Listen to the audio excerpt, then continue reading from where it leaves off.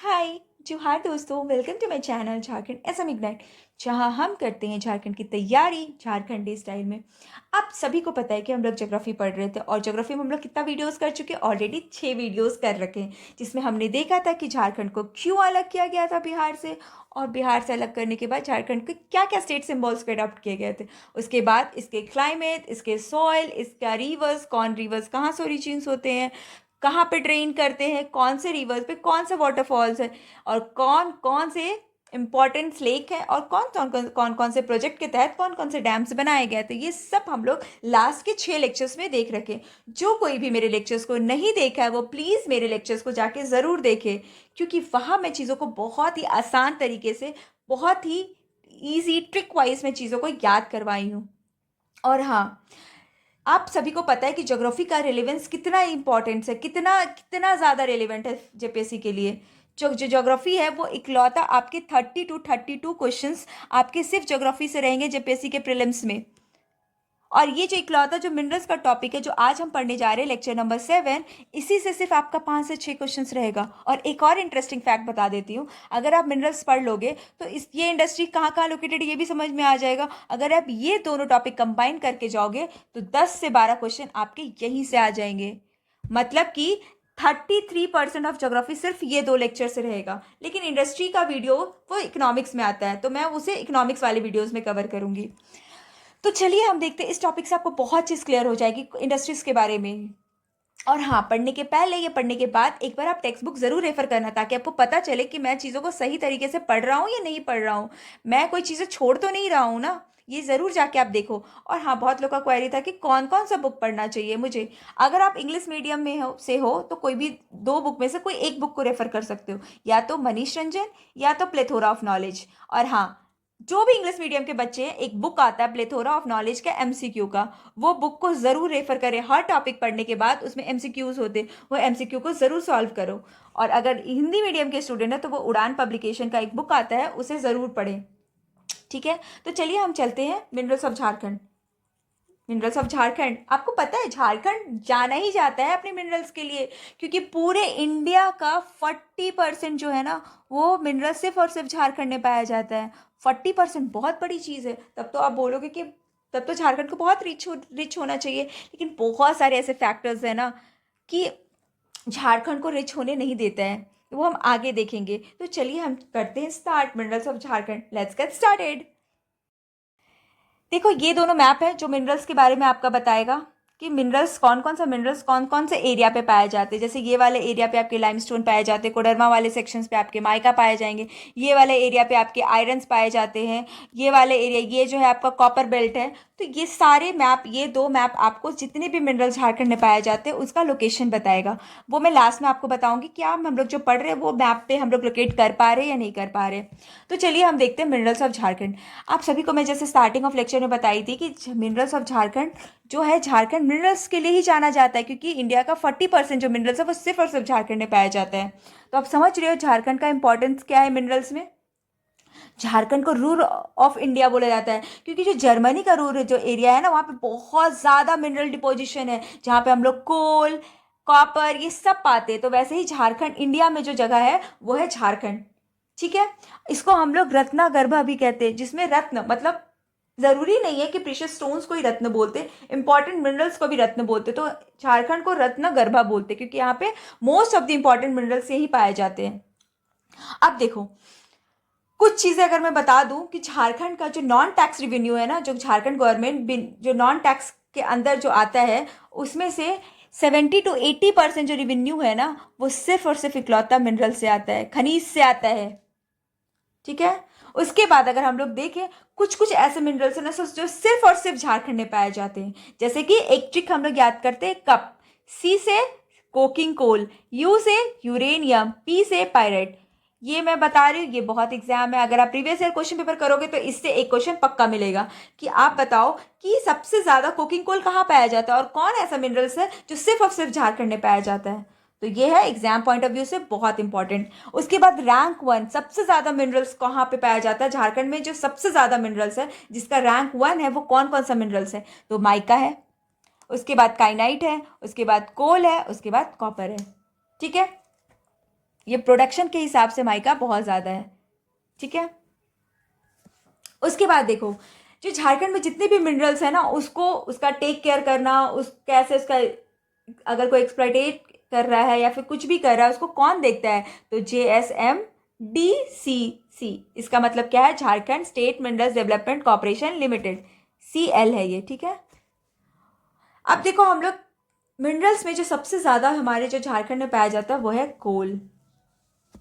अब कोल क्यों, कोल और भी जगह पाया जाता है लेकिन झारखंड वाला कोल क्यों इंपॉर्टेंट है, क्योंकि झारखंड का जो कोल पाया जाता है वो बिटुमिनस कोल है। इससे भी प्रीवियस ईयर क्वेश्चन पेपर है, अगर बिटुमिनस 60 to 80% प्योर कार्बन पाया जाता है, ठीक है। और इसमें हम लोग देखेंगे कि झारखंड के कौन कौन से एरिया में जो हमारा है कोल पाया जाता है। अगर आप ये मैप को देखो तो देखो, ये दामोदर बेसिन है, ये वाला एरिया हो गया, ये अजय वाला एरिया हो गया, अजय रिवर, और ये कौन सा हो गया, नॉर्थ कोयल। ये तीन जो बेसिन है वो इंपॉर्टेंट बेसिन है कोल के लिए, क्योंकि यहाँ पे पाया जाता है गोदवाना रॉक। पढ़े हैं हम लोग, देख लेना, लेक्चर 2 में हमने बताया रखा है कि यहाँ पाया जाता है गोदवाना रॉक। तो गोदवाना रॉक में क्या पाया जाता था, कोल, ये भी हमने बताया था। और इसमें एक चीज़ और देखो, ये वाला है ना, इसमें सबसे बड़ा एरिया कौन दिख रहा है, ये वाला एरिया, यही है आपका नॉर्थ करणपुर।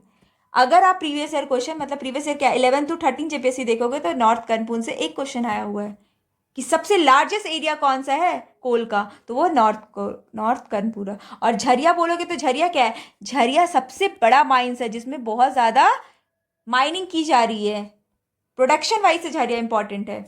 अब देखो, यही मैं बताई एरिया में दामोदर, नॉर्थ कोयल, अजय बेसिन, और भी कुछ एरिया, लेकिन ये मेजर एरिया है। अगर हम लोग प्रोडक्शन हिसाब से देखें तो 19.2% का प्रोडक्शन किया जाता है, जो कि सेकेंड लार्जेस्ट प्रोडक्शन है पूरे इंडिया में। सबसे ज़्यादा प्रोडक्शन कहाँ होता है, छत्तीसगढ़ में, उसके बाद कहाँ होता है, झारखंड में। अगर हम लोग रिजर्व वाइज देखें कि कितना कोयला झारखंड में एक्चुअली है, तो वो है 27.3% है, टोटल परसेंटेज इतना है झारखंड में कोल।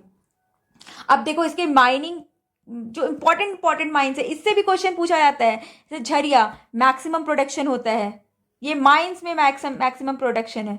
नॉर्थ करण पूरा एरिया वाइज ये बहुत बड़ा है जहाँ पे कोयला पाया जाता है, लेकिन यहाँ पे प्रोडक्शन उतने वास्ट तरीके से नहीं होता है, उतना ज़्यादा प्रोडक्शन नहीं होता है। उसके बाद रानीगंज, उसके बाद रामगढ़ वाला एरिया, उसके बाद बोकारो वाला एरिया, ये सब जगह पे मेजर माइंस है, ठीक है। उसके बाद हम लोग देखेंगे कि कौन से रॉक, अभी हमें बताइए गोदवाना वाला रॉक में पाया जा रहा है। उसके बाद अगर आपको पूछा जाए कि सबसे ज्यादा प्योर कोल कौन सा है, तो सबसे ज्यादा एंथ्रासाइड है, जो कि जम्मू एंड कश्मीर में कुछ परसेंटेज में पाया जाता है। उसके बाद जो सबसे अच्छा प्योर फॉर्म ऑफ कोल है वो बिटुमिनस, उसके बाद लिग्नाइट, उसके बाद पीट पाया जाता है अलग अदर पार्ट ऑफ इंडिया में, लेकिन जो सबसे अच्छा कोल पाया जाता है पूरे इंडिया में वो है बिटुमिनस। और वो कहाँ पाया जाता है, इकलौता झारखंड में, और भी कुछ कुछ जगह पे पाया जाता है, लेकिन झारखंड में ज्यादा पाया जाता है, ठीक है। झारखंड को हम लोग कोल कैपिटल भी बोलते हैं, ठीक है। उसके बाद देखो, जो झारखंड, अब देखो कोल क्यों इंपॉर्टेंट है। आप जितना भी जैसे देखो टाटा स्टील वाला, या फिर और भी जितनी भी इंडस्ट्रीज हो गए, एल्यूमिनियम हो गया, कुछ भी इंडस्ट्रीज हो गए, वो लोग को गला के पिघला करके एक मेटल बनाने के लिए एनर्जी की जरूरत होती है, फ्यूल की जरूरत पड़ती है। वो फ्यूल कहाँ से आता है, ये कोल ही देता है, क्योंकि कोल है सबसे चीपेस्ट फॉर्म ऑफ एनर्जी, जब सबसे चीपेस्ट फ्यूल है, तो हम लोग कोल को यूज करते हैं सारे मिनरल्स के एक्सट्रैक्शन में, और भी बहुत सारी चीज़ों में, मोस्ट ऑफ द इंडस्ट्रीज में कोल का यूज़ किया जाता है, ठीक है। ओल्डेस्ट अगर कोल फील्ड की बात करें, सबसे पुराना जो कोल फील्ड है वो गिरिडीह है, ठीक है। यही मैं बता रही हूँ कि बहुत सारे इंडस्ट्रीज को फ्यूल प्रोवाइड करता है, ठीक है। अब देखो एक इंपॉर्टेंट फैक्ट है, 14th फाइनेंस कमीशन में जो है ना, वो क्या किया है ना, रॉयल्टी ऑफ झारखंड को डिक्रीज कर दिया। अब रॉयल्टी ऑफ झारखंड क्या है, ठीक है। देखो मान लो आप कोल प्रोडक्शन कर रहे हो, ठीक है, ये कोल प्रोडक्शन कौन कर रहा है, कोई प्राइवेट कंपनी को ऑक्शन के तहत दे दिया गया, और वो कौन सा कंपनी, CCL है। झारखंड में कौन कोल प्रोड्यूस कर रहा है, तो CCL।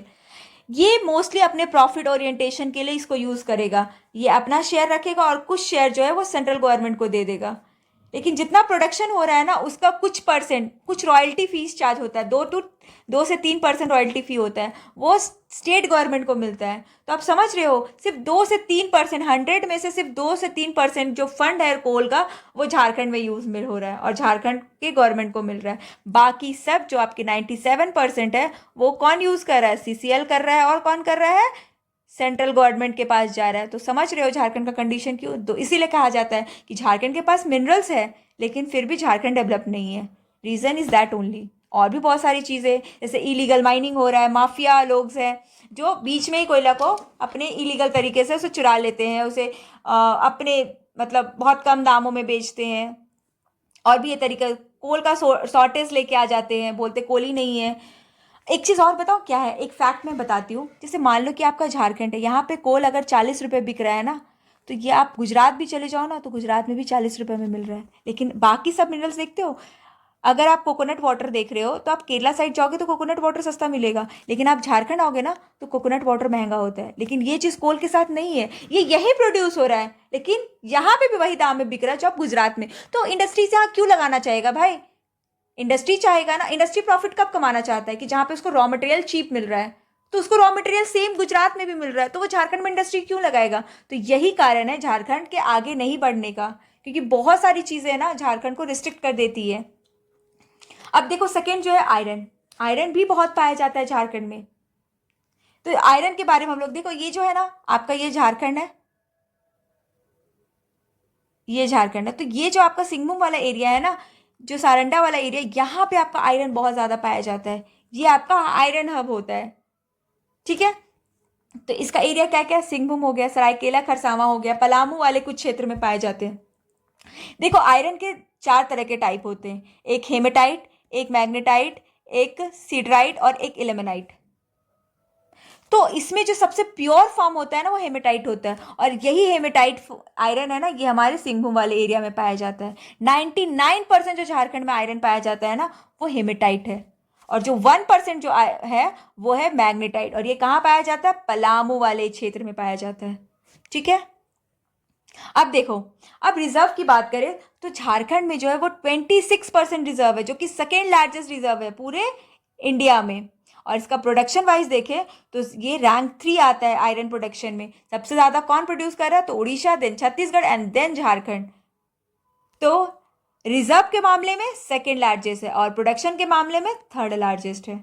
ठीक है, अब देखो क्वेश्चन यहाँ से आते हैं कि इसके इंपॉर्टेंट माइंस कहाँ कहाँ हैं। तो देखो, जो किरीबुरू है और ये दो जो आपके माइंस है ना वो सेल के द्वारा स्टैब्लिश किया गया है। जो चिड़िया माइंस है बहुत इंपॉर्टेंट है।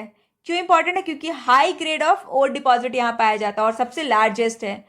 गुआ माइंस है, ये भी सेल के द्वारा किया जा रहा है। नाउ मोदी माइंस, दिस ये क्वेश्चन प्रीवियस ईयर को का है कि लार्जेस्ट ओर माइन है पूरे एशिया में, सबसे बड़ा ओर माइंस कोई है पूरे एशिया में तो वो है नाउ मोदी। ठीक है, उसके बाद देखो, अगर रॉक की बात करें तो हम लोग पढ़े थे कि आर्कियन रॉक में एक धारवाड़ रॉक आता था जिसमें कि उसको बोलते हैं स्टोर हाउस ऑफ मिनरल्स। तो इसमें क्या था? जितने भी मेटेलिक मिनरल्स थे, मेटेलिक आयरन, आयरन क्या आता है? मेटेलिक में होता है। तो आयरन क्या है आपका? क्या है? धारवाड़ रॉक। उसके बाद अदर अदर फैक्ट जो हम अभी बताए हेमेटाइट और मैग्नेटाइट के बारे में। ठीक है, उसके बाद इंपॉर्टेंट इंडस्ट्रीज कौन कौन है आयरन के? तो टाटा स्टील इंडस्ट्री है, बोकारो है, स्पॉन्ज आयरन प्लांट्स है। एक चीज़ और मैं आपको थोड़ा सा फैक्ट बताना चाहूँगी आपको यहाँ। देखो 3 तरह के रॉक्स होते हैं, 3 तरह के मिनरल्स होते हैं। सबसे पहले मेटेलिक मिनरल्स, दूसरा होता है नॉन मेटेलिक मिनरल्स और तीसरा होता है एटॉमिक मिनरल्स। जो झारखंड में जो पाए जाते हैं वो यही 3 तरीके के मेटल्स पाए जाते हैं। जो एटॉमिक मिनरल्स होता है यूरेनियम, यूरेनियम के लिए कौन सा फेमस माइन है? जादूगोड़ा माइंस। ठीक है, और कौन सा है?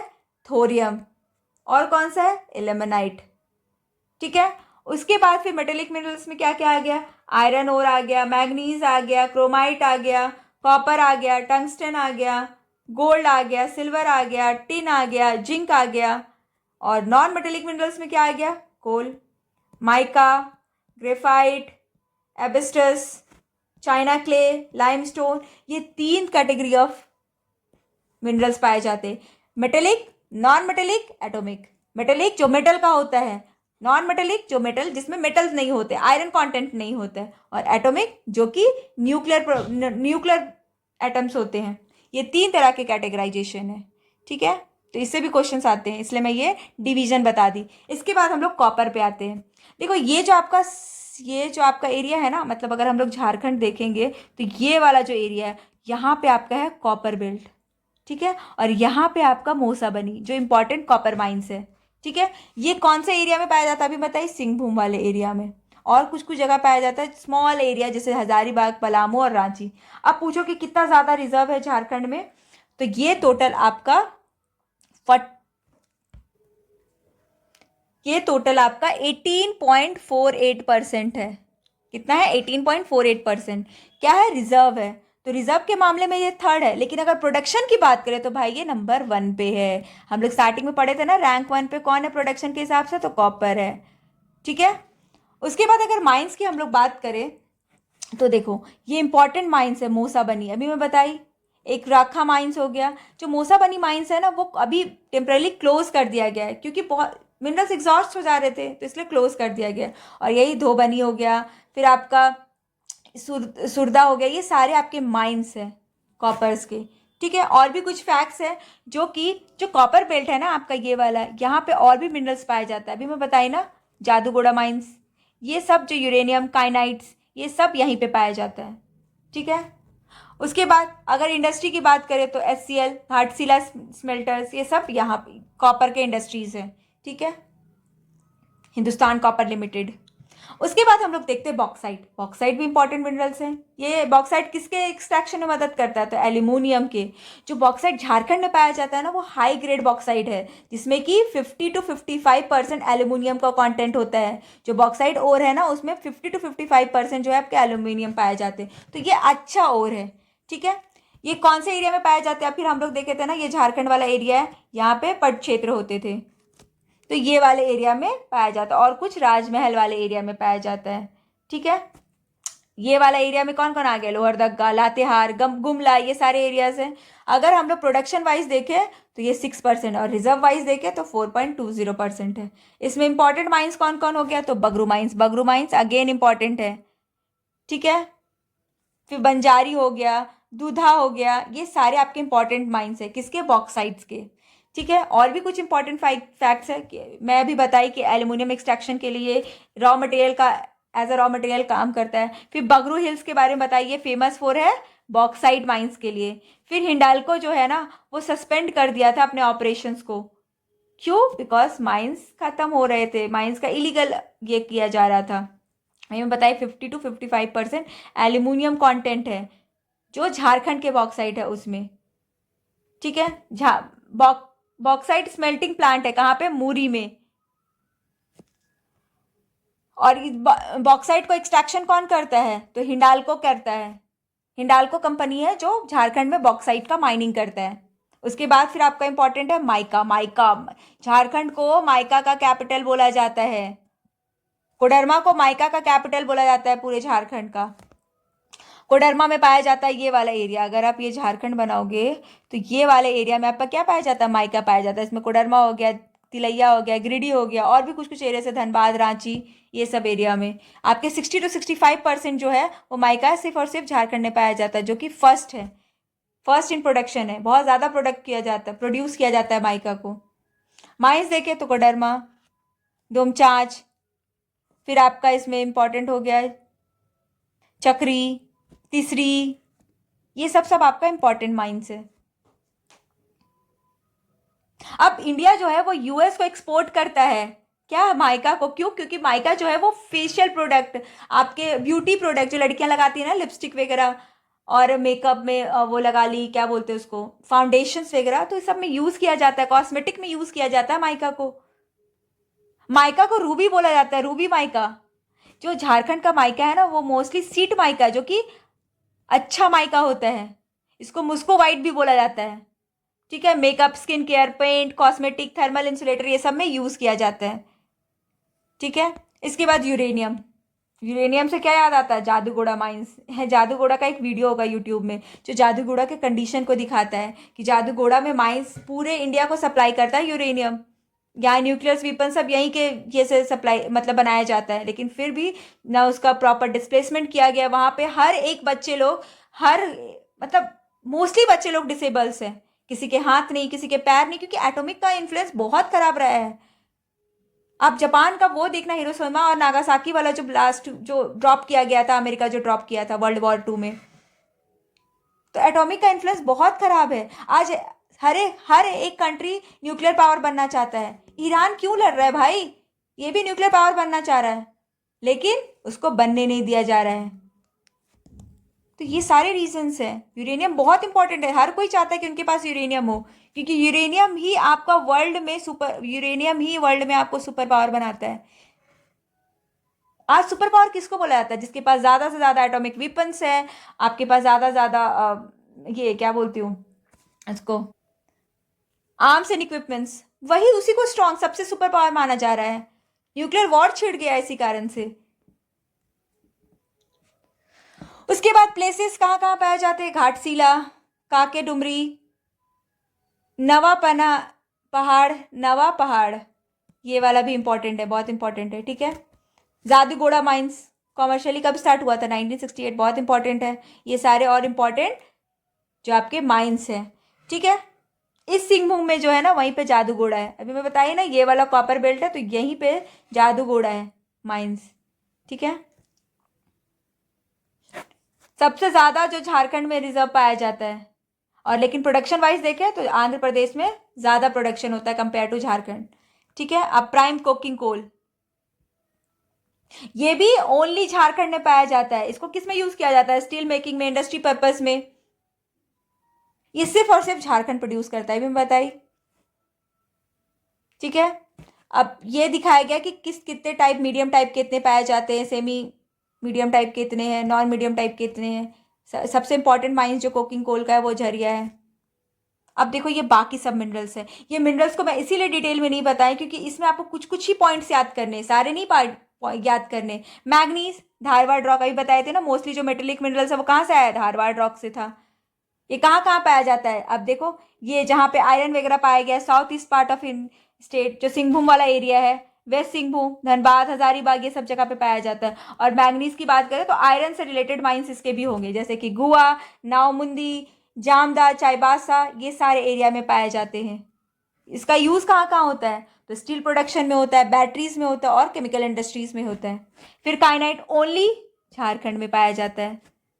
ठीक है। सिंहभूम वाला एरिया फिर से बताइए, मेटेलिक मिनरल्स है, रिफाइनरी मटेरियल्स है, रिफाइन करने में मदद होता है। फिर गोल्ड की बात में बताई थी ना, जब सुवर्णरेखा रिवर पढ़ा रही थी, कि जब आता है नदी के बहाव में तो कुछ कुछ डिपॉजिट कर देता है सैंड में, जो कि गोल्ड की तरह चमकता है, और इससे हम लोग क्या निकालते हैं? गोल्ड निकालते हैं, गोल्ड बनाते हैं। ऐसे और भी कुछ कुछ रिवर हो गया, सोन रिवर हो गया, तो इसी तरह सुवर्णरेखा रिवर हो गया, साउथ कोयल रिवर हो गया, दामोदर रिवर हो गया, सोन, ये सबके वैली में पाया जाता है।